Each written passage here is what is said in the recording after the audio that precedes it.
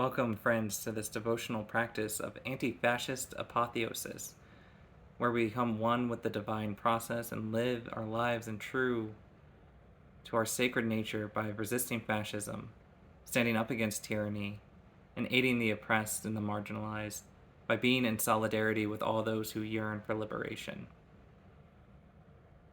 We must first set a calmness and an intention to listen to our hearts, to listen out into the world to all the heartbeats that long for freedom, that long for justice, that long for liberation. We must set our hearts attuned with all people, so these may become like a drumbeat that rallies our cries of freedom and liberation, that we may set ourselves free.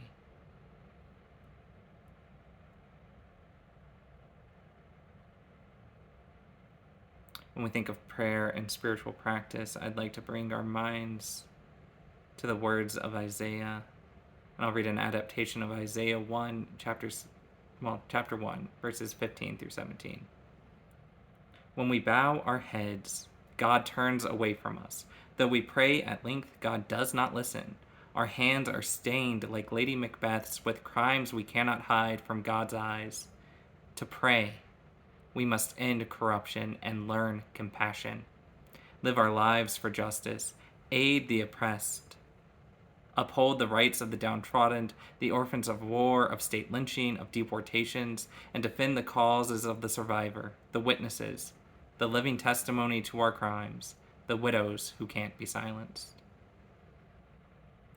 Isaiah was a prophet who wrote in a time of great turmoil where the leading ruling classes were oppressing the people, who threw away justice in the courts, who stole people's lands, who stole people's fortunes, who stole people's wealth, who stole people's very livelihoods.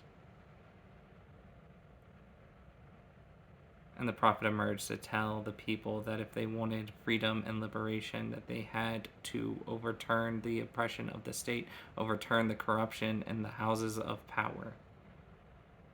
And if we wanted to pray, the most important part of prayer were not the words that we said, were not the sacrifices that we made, were not anything of that nature. Our prayers were solely based on, did we do justice? Did we speak for those who were silenced? Did we stand up for those who were being punished and tortured? Did we fight to make change?